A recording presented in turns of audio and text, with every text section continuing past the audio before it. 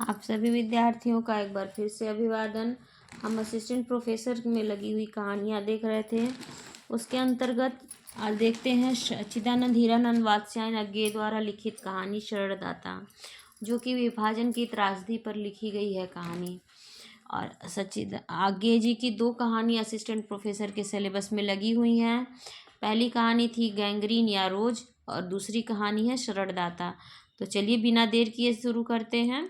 शरणदाता, gangrene ये कहानी मैं डाल चुकी हूँ उससे पहले। तो चलिए बिना देर के पहले शुरू करते हैं। उससे पहले देखते हैं थोड़ा सा लेखक परिचय और इनकी महत्वपूर्ण रचनाएं। 7 मार्च 1911 को उत्तर प्रदेश के जिले कुशीनगर में जन्मे अज्ञे हिंदी साहित्य में शिल्पगत, भावगत, आधुनिक संवेगों के प्रवर्तक हैं। इन्होंने कविता, कहानी, उपन्यास, आलोचना, यात्रा वृत्तांत आदि में महत्वपूर्ण योगदान दिया है। मनोविश्लेषण की जो परंपरा जैनिन ने शुरू की थी, उसे पूर्णता की ओर अज्ञे ही लेकर गए। उनकी कहानियों में फ्रायड का मनोविश्लेषणवाद और सार्त्र का अस्तित्ववादी प्रभाव नजर आता है। यही कारण है कि उनकी कहानियों में व्यक्ति के व्यक्तित्व तथा उसके मानसिक पक्षों को केंद्रीय महत्व प्राप्त हुआ है। उन्होंने सैनिक और विशाल भारत नामक पत्रिकाओं का संपादन करने के बाद इलाहाबाद से प्रतीक नामक पत्रिका निकाली और ऑल इंडिया रेडियो की नौकरी स्वीकार की। इसके अतिरिक्त उन्होंने दिनमान, साप्ताहिक, नवभारत टाइम्स, अंग्रेजी पत्र वाक और एवरीमैन वीकली जैसे प्रसिद्ध पत्र पत्रिकाओं का भी संपादन किया। तो देखिए महत्वपूर्ण पॉइंट है, इन्होंने सैनिक और विशाल भारत नामक पत्रिकाओं का संपादन किया है। उसके बाद प्रतीक नामक पत्रिका भी इन्होंने इलाहाबाद से निकाली और ऑल इंडिया रेडियो की भी नौकरी इन्होंने की है। इसके अतिरिक्त इन्होंने दिनमान साप्ताहिक, नवभारत टाइम्स, अंग्रेजी पत्र वाक और एवरीमैन वीकली जैसे प्रसिद्ध पत्रिकाओं का भी संपादन किया है। बहुत ही महत्वपूर्ण है। सैनिक, विशाल भारत, प्रतीक, दिनमान, नवभारत टाइम्स, वॉक और एवरीमैन वीकली। इनकी प्रमुख कृतियां हैं सदा नीरा, भाग 1 और भाग 2, भग्नदूत, चिंता, इत्यलम, हरी घास पर क्षणभर, बावरा अहेरी, इंद्रधनुष रौदे हुए। ये सभी रचनाएं परीक्षाओं में पूछी गई हैं, सभी इम्पोर्टेंट है। अरियो करुणा प्रभा में, आंगन के पार द्वार, कितनी नाव में कितनी बार, क्योंकि मैं उसे जानता हूँ, सागर मुद्रा, पहले मैं सन्नाटा बुनता हूँ, महावृक्ष के नीचे, नदी की बाग पर छाया, prison days and other poems, ये अंग्रेजी में है। ये सभी कविता संग्रह हैं।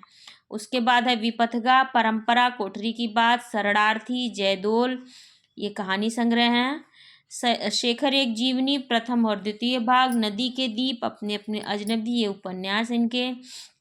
अरे ये यावर रहेगा याद, एक बूंद सहसा उछली, ये यात्रा वृतांत है।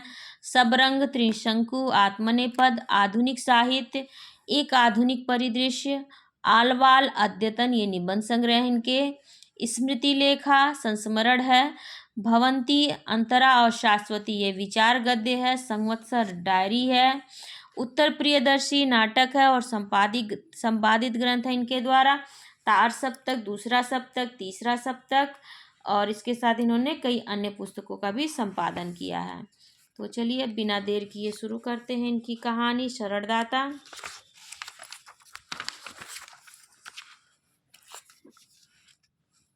यह कभी हो ही नहीं सकता। देवेंद्र लाल जी और रफीकुद्दीन इसके महत्वपूर्ण पात्र हैं।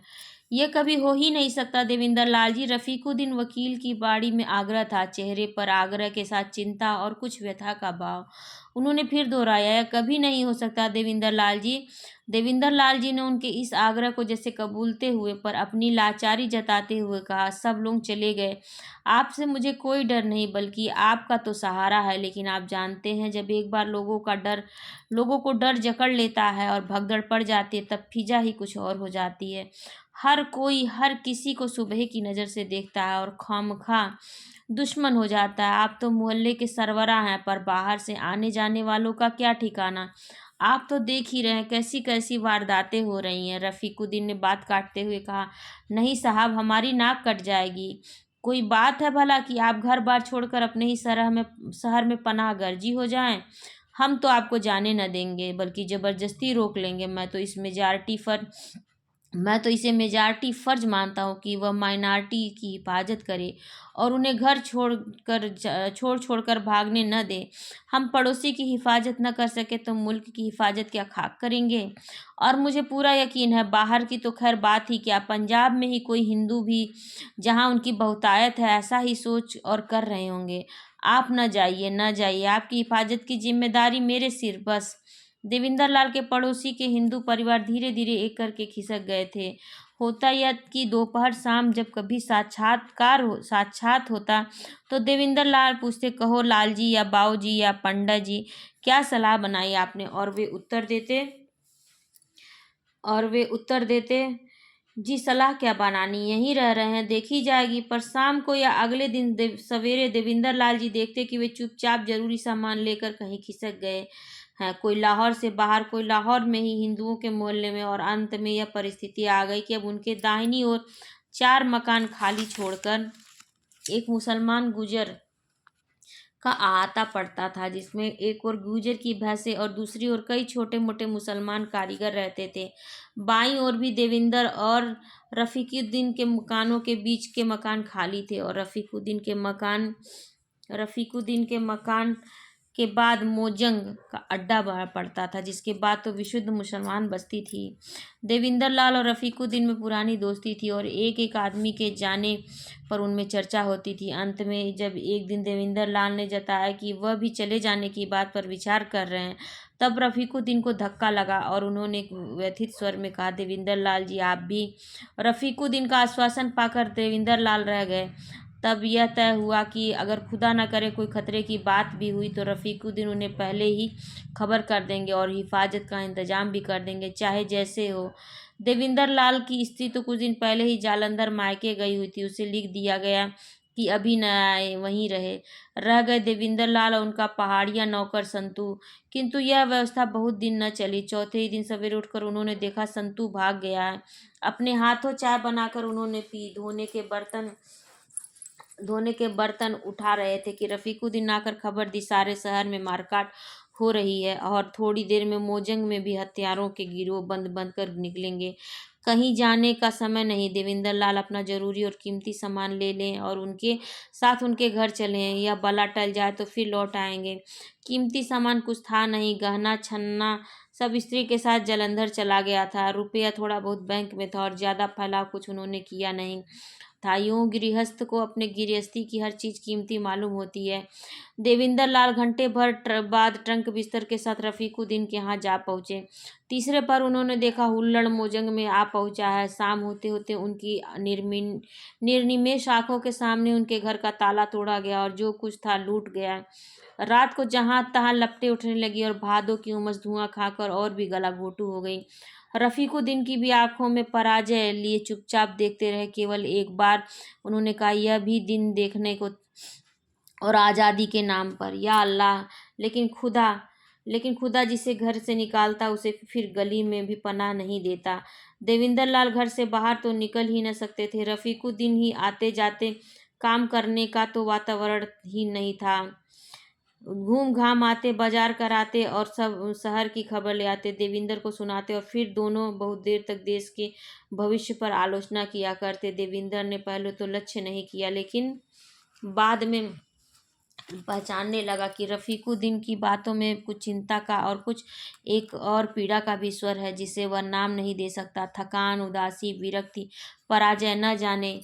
यह तो शहर तो वीरान हो गया था। जहां तहां लाशें सड़ने लगी, घर लूट चुके थे और अब जल रहे थे। शहर के एक नामी डॉक्टर के पास कुछ प्रतिष्ठित लोग गए और यह प्रार्थना लेकर कि वो मोहल्ले में जाए, उनकी सब लोग इज्जत करते हैं, इसलिए उनके समझाने का असर होगा और मरीज भी वे देख सकेंगे। वे 2 मुसलमान नेताओं के साथ निकले। 2-3 मोहल्ले घूमकर मुसलमानों की बस्ती में एक मरीज को देखने के लिए स्टेथोस्कोप निकाल कर मरीज पर झुके थे कि मरीज के ही एक रिश्तेदार ने पीठ में छुरा भोंक दिया।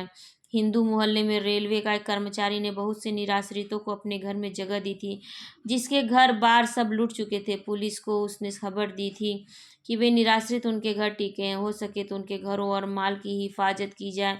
पुलिस ने आकर शरणागतों के साथ और उसे उसके घर की स्त्रियों को गिरफ्तार कर लिया और ले गई। पीछे घर पर हमला हुआ, लूट हुई और घर में आग लगा दी गई। 3 दिन बाद उसे और उसके परिवार को थाने से छोड़ा गया और हिफाजत के लिए हथियारबंद पुलिस के 2 सिपाही साथ किए गए। थाने से 50 कदम के फासले पर पुलिस वालों ने अचानक बंदूक उठाकर उस पर और उसके परिवार पर गोली चलाई और 3 स्त्रियां मारी गईं। उसकी मां और स्त्री घायल होकर गिर गईं और सड़क पर पड़ी रहीं। विषाक्त वातावरण, द्वेष और घृणा के चाबुक से तड़फड़ाते हुए हिंसा के घोड़े विष फैलाने को, संप्रदायों को अपने संगठन और उसे भड़काने को पुलिस और नौकरशाही। देविंदर लाल को अचानक लगता है कि वह और रफीकुद्दीन ही गलत हैं, जो कि बैठे हुए हैं, जबकि सब कुछ भड़क रहा है, उफन रहा है, झुलस और जल रहा है। और वे लक्ष्य करते हैं कि वह अस्पष्ट स्वर जो रफीकुद्दीन की बातों में पाते थे, धीरे धीरे कुछ स्पष्ट होता जा रहा है। एक लज्जित सी रुखाई का स्वर।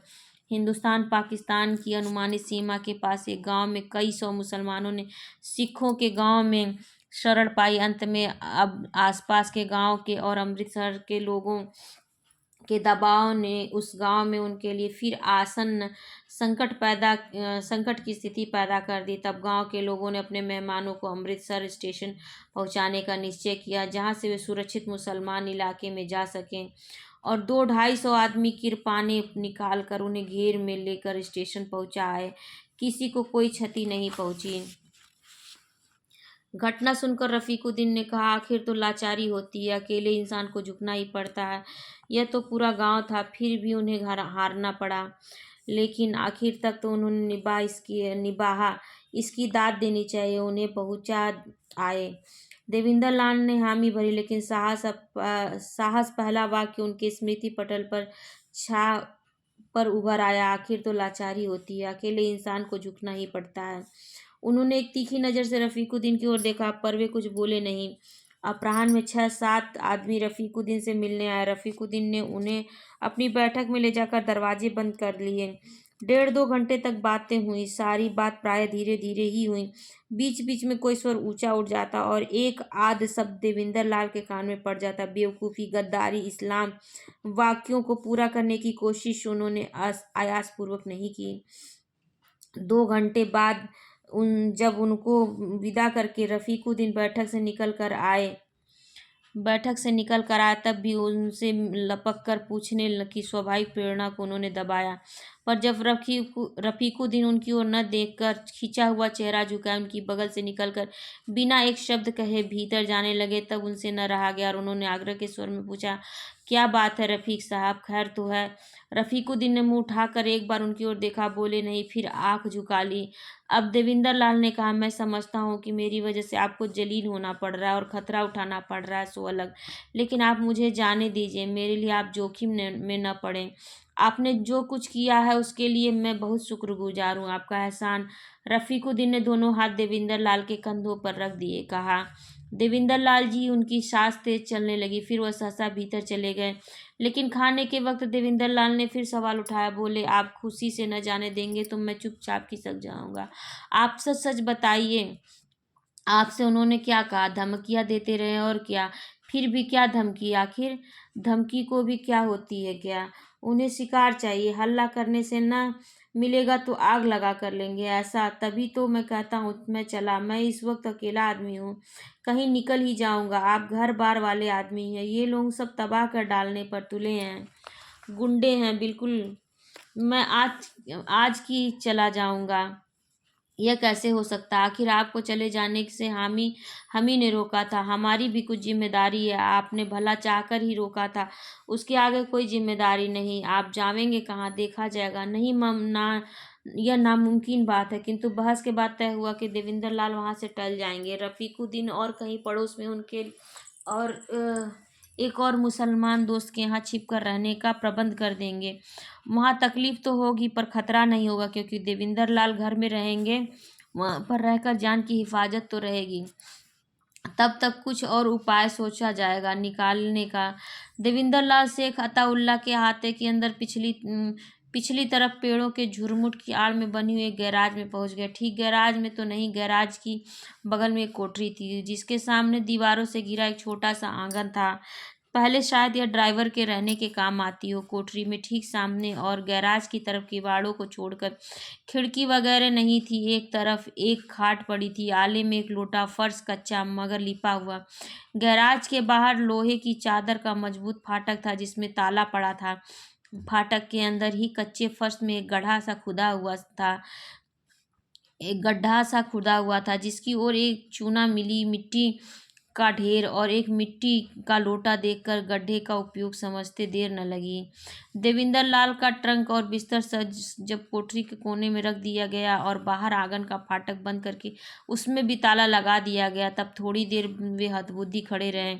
यह है आज़ादी। पहले विदेशी सरकार लोगों को कैद करती थी, वे आज़ादी के लिए लड़ना चाहते थे। अब अपने ही भाई अपनों को तन्हाई कैद कर रहे हैं क्योंकि वे आज़ादी के लिए लड़ाई रोकना चाहते। फिर मानव प्राणी का स्वाभाविक वस्तुवाद जगा।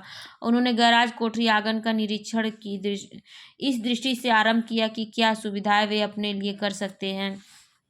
गैराज ठीक है, थोड़ी सी दुर्गंध होगी, शायद नहीं। बीच का किवाड़ बंद, काम चलाऊ रोशनी आंगन से प्रतिबिंबित होकर आ जाती है क्योंकि आंगन के एक ओर सामने के मकान के कोने वाली बत्ती से रोशनी पड़ती है। बल्कि आंगन में इस जगह खड़े होकर शायद कुछ पढ़ा भी जा सके, लेकिन पढ़ने को है ही कुछ नहीं है तो ध्यान ही न रहा था। देविंदर लाल फिर ठिठक गए। सरकारी कैद में तो गा चिल्ला भी सकते हैं, यहाँ तो चुप रहना होगा। उन्हें याद आया, उन्होंने पढ़ा है जेल में लोग चिड़िया, कबूतर, गिलहरी, बिल्ली आदि से दोस्ती करके अकेलापन दूर करते हैं। यह भी न होती तो कोठरी में मकड़ी, चींटी आदि का अध्ययन करके उन्हें एक बार चारों ओर नजर दौड़ाई। मच्छरों से भी बंधुभाव हो सकता है। यह उनके मन किसी तरह नहीं स्वीकार किया, यह उनका मन किसी तरह नहीं स्वीकार कर पाया। वे आंगन में खड़े होकर आकाश देखने लगे, आजाद देश का आकाश, और नीचे से अभ्यर्थना में जलते हुए घरों का धुआं। धूपें धापयामः लाल चंदन, रक्त चंदन। अचानक इन्होंने आंगन की दीवार पर एक छाया देखी, एक बिलार। उन्होंने बुलाया, आओ आओ, पर वह वहीं बैठा स्थिर दृष्टि से ताकता रहा। जहाँ बिलार आता वहाँ अकेलापन नहीं है। देविंदर लाल ने कोठरी में जाकर बिस्तर बिछा थोड़ी देर में निर्द्वंद भाव से सो गए। दिन छिपे के वक्त केवल एक बार खाना खाता था, यूं वे 2 वक्त के लिए काफ़ी होता था। उसी समय कोठरी और गैराज के लोटे भर दिए जाते थे। लाता था एक जवान लड़का, सुस्पष्ट ही नौकर नहीं था। देविंदर लाल ने अनुमान किया कि शेख साहब का लड़का होगा। वह बोलता बिल्कुल नहीं था। देविंदर लाल ने पहले दिन पूछा था कि शहर का क्या हाल है तो उसने एक अजनबी दृष्टि से इन्हें देख लिया था। फिर पूछा कि अभी अमन हुआ है या नहीं, तो उसने नकारात्मक सिर हिला दिया था। और सब खैरियत, तो फिर सिर हिलाया था। हाँ, देविंदर लाल चाहते तो खाना दूसरे वक्त के लिए रख सकते थे, पर एक बार आता तो एक बार ही खा लेना चाहिए, यह सोचकर वो डर कर खा लेते थे और बाकी बिलार को दे देते थे। बिलार खूब हिल गया था, आकर गोद में बैठ जाता और खाता रहता, फिर हड्डी वड्डी लेकर आंगन के कोने में बैठकर चबाता रहता, या ऊब जाता तो देविंदर लाल के पास आकर घुरघुराने लगता। इस तरह शाम कट जाती थी, रात घनी हो जाती थी, तब वे सो जाते थे। सुबह रहकर आंगन में कुछ वर्जिश कर लेते थे, शरीर ठीक रहे। बाकी दिन कोठरी में बैठे कभी कंकड़ों से खेलते, कभी आंगन की दीवार पर बैठने वाली गौरैया देखते, कभी दूर से कबूतर की गुटरगू सुनते, और कभी सामने के कोने से शेख जी के घर के लोगों की बातचीत भी सुन पड़ती। अलग अलग आवाज़ें वे पहचानने लगे थे और 3-4 दिन में वे घर के भीतर के जीवन और व्यक्तियों से परिचित हो गए थे। एक भारी जनाना आवाज़ थी शेख साहब की बीवी की, और एक तीखी जनाना आवाज़ थी जिसके स्वर में वह का खुदरापन था। घर की कोई और बुजुर्ग स्त्री एक विनीत युवा स्वर था, प्रायः पहली आवाज़ में जैबू जैबुनी पुकार के उत्तर में बोलता था, और इसलिए शेख साहब की लड़की जैबुन्निसा का स्वर था। 2 मर्दानी आवाज़ें भी सुन पड़ती थी। एक तो आबिद मियाँ की जो शेख साहब का लड़का हुआ, और जो इसलिए वही लड़का जो खाना लेकर आता है, और एक बड़ी भारी और चर्बी से चिकनी आवाज़ जो शेख साहब की आवाज़ है। इस आवाज़ को देविंदर लाल सुन तो सकते, लेकिन इस बात के शब्दाकार कभी पहचान में न आते। दूर से तीखी आवाज़ों के बोल ही स्पष्ट समझ आते हैं। जेबू की आवाज़ से देविंदर लाल का लगाव था। घर की युवती लड़की की आवाज़ थी। इस स्वाभाविक आकर्षण से ही नहीं, वह विनीत भी थी। इसलिए मन ही मन वे जेबू निशा के बारे में अपने ऊहापोह का रोमानी खेलवाड़ कहकर अपने को थोड़ा झिझक भी लेते थे। पर अक्सर वे यह भी सोचते थे कि क्या यह आवाज़ भी लोगों में फिरका परस्ती की का जहर भर सकती होगी। शेख साहब पुलिस के किसी दफ्तर में शायद हेड क्लर्क है। देविंदर लाल को यहाँ लाते समय रफीकुद्दीन ने यही कहा था कि पुलिसियों का घर तो सुरक्षित होता है। वह बात ठीक है, लेकिन सुरक्षित होता है इसलिए शायद बहुत से उपद्रव की जड़ भी होता है। ऐसे घर में लोग जहर फैलाने वाले हों तो अचंभा क्या। लेकिन खाते वक्त भी सोचते, खाने में कौन सी चीज़ किस हाथ से की बनी होगी, परोसा किसने होगा। सुनी बातों से जानते थे कि पकाने में बड़ा हिस्सा तो उस तीखी खुरदुरी आवाज़ वाली स्त्री का रहता, पर परोसना शायद जेबुन्निसा के ही जिम्मे था। और यही सब सोचते सोचते देविंदर लाल खाना खाते और कुछ ज़्यादा ही खा लेते थे। खाने में बड़ी बड़ी मुसलमानों की रोटी के बजाय छोटे छोटे हिंदू फुलके देखकर देविंदर लाल के जीवन में एक रास्ता में थोड़ा सा परिवर्तन आया। मांस तो था, लेकिन आज रबड़ी भी थी, जबकि पीछे मीठे के नाम पर एक आध बार शाह टुकड़ा और एक बार फिरनी आई थी। आबिद जब खाना रख कर चला गया तब देविंदर लाल क्षण भर उसे देखते रहे। उनकी उंगलियां फुलकों से खेलने सी लगी। उन्होंने एक आध उठाकर फिर रख दिया। पल भर के लिए अपने घर का दृश्य उनकी आंखों के आगे दौड़ गया। उन्होंने फिर दो एक फुलके उठाए और फिर रख दिए। हठात वे चौंके। तीन एक फुलकों की तह के बीच में कागज की एक पुड़िया सी पड़ी थी। देविंदर लाल ने पुड़िया खोली। पुड़िया में कुछ नहीं था। देविंदर लाल उसे फिर गोल करके फेंक देने वाले ही थे कि हाथ ठिठक गया। उन्होंने कोठरी से आंगन में जाकर कोने में पंजों पर खड़े होकर बाहर की रोशनी में पुर्जा देखा। उस पर कुछ लिखा था, केवल 1.70। खाना कुत्ते को खिलाकर खाइएगा। देविंदर लाल ने कागज की चिंदियों को मसला, कोठरी से गैराज में जाकर उसे गड्ढे में डाल दिया। फिर आंगन में लौट आए और टहलने लगे। मस्तिष्क में कुछ नहीं कहा, सन्न रहा। केवल एक नाम उसके भीतर खोया सा था, चक्कर काटता रहा, जेबू जेबू। थोड़ी देर बाद वह फिर खाने के पास आकर खड़े हो गए। यह उनका खाना है। देविंदर लाल का मित्र के नहीं तो मित्र के यहाँ से आया, और उनके मेजबान के, उनके आश्रयदाता के, जेबू के पिता के। कुत्ता यहाँ कहाँ है। देविंदर लाल टहलने लगे। आंगन की दीवार पर छाया सरकी बिलार बैठा था। देविंदर लाल ने बुलाया। वह लपक कर कंधे पर आ रहा। देविंदर लाल ने उसे गोद में लिया और पीठ पर सहलाने लगे। वह घुरघुराने लगा। देविंदर लाल कोठरी में गए। थोड़ी देर बिलार को पुकारते रहे, फिर धीरे से बोले, देखो बेटा, तुम मेरे मेहमान हो। मैं शेख साहब का, है ना, वो मेरे साथ जो करना चाहते हैं वही मैं तुम्हारे साथ करना चाहता नहीं हूँ, पर करने जा रहा हूँ। वे भी चाहते हैं कि नहीं, पता नहीं, यही तो जानना है। इसलिए तो मैं तुम्हारे साथ वह करना चाहता हूँ जो मेरे साथ वे पता नहीं चाहते हैं कि नहीं। नहीं, सब बात गड़बड़ हो गई। अच्छा, रोज मेरी जूठन तुम खाते, आज तुम्हारी मैं खाऊंगा। हाँ, यह ठीक है, लो खा लो। बिलार ने मांस खाया, हड्डी झपटना चाहता था, पर देविंदर लाल ने उसे गोदी में लिए लिए ही रबड़ी खिलाई। वह सब चाट गया। देविंदर लाल उसे गोदी में लिए सहलाते रहे। जानवरों में तो सहज ज्ञान होता है, खाद्य का नहीं। नहीं तो वे बचते कैसे। सब जानवरों में होता है, और बिल्ली तो जानवरों में शायद सबसे अधिक ज्ञान के सहारे जीने वाली है। तभी तो कुत्तों की तरह पतली नहीं। बिल्ली जो खा ले वह सर्वथा खाद्य है। जो बिल्ली बड़ी मछली खा ले जिसे इंसान न खाए, वह और बात है। सहसा बिलार जोर से गुस्से से चीखा और उछलकर गोद से बाहर जा कूदा। चीखता गुर्राता सा कूद कर दीवार पर चढ़ा और गैराज की छत पर जा पहुंचा। वहां से थोड़ी देर तक उसके कानों में अपने आप से ही लड़ने की आवाज आती रही। फिर धीरे धीरे गुस्से का स्वर दर्द और स्वर में परिणत हुआ। फिर एक रुग्ण रिरियाहट में, एक दुर्बल चीख में, एक बुझती हुई सी कराह में, और फिर एक सहसा चुप हो जाने वाली लंबी सांस में मर गया।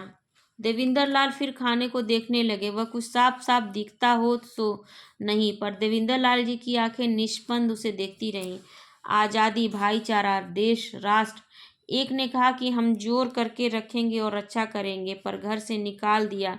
दूसरे ने आश्रय दिया और विष दिया, और साथ में चेतावनी की विष दिया जा रहा है। देविंदर लाल का मन ग्लानि से उमड़ गया। इस धक्के को राजनीति की भुरभुरी रेत की दीवार के सहारे नहीं, दर्शन के सहारे झेला जा सकता था। देविंदर लाल ने जाना कि दुनिया में खतरा बुरे की ताकत के कारण नहीं, अच्छे की दुर्बलता के कारण है।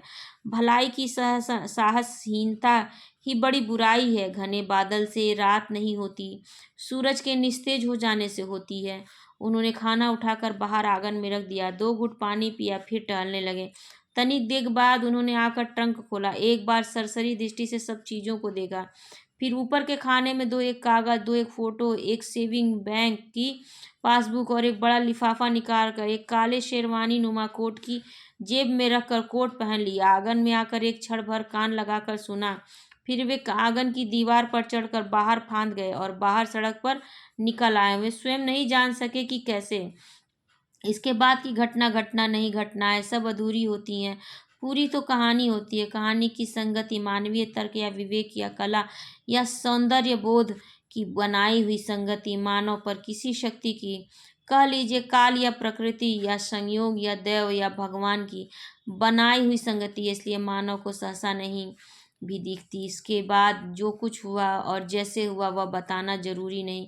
इतना बताने से काम चल जाएगा कि 1.5 महीने बाद अपने घर का पता लेने के लिए देविंदर लाल अपना पता लेकर दिल्ली रेडियो से अपील करवा रहे थे, तब एक दिन उन्हें लाहौर के मुहर वाली एक छोटी सी चिट्ठी मिली। आप बचकर चले गए, इसके लिए खुदा का लाख लाख शुक्र है। मैं मनाती हूँ कि रेडियो पर जिनके नाम आपने अपील की वे सब सलामती से आपके पास पहुँच जाएं। अब्बा ने जो किया या करना चाहा उसके लिए मैं माफ़ी मांगती हूँ, और यह भी याद शायद दिलाती हूँ कि उसकी काट मैंने ही कर दी थी। एहसान नहीं जताती, मेरा कोई एहसान आप पर नहीं, सिर्फ यह इल्तिजा करती हूँ कि आपके मुल्क में अक़लियत का कोई मजलूम हो तो याद कर लीजिएगा।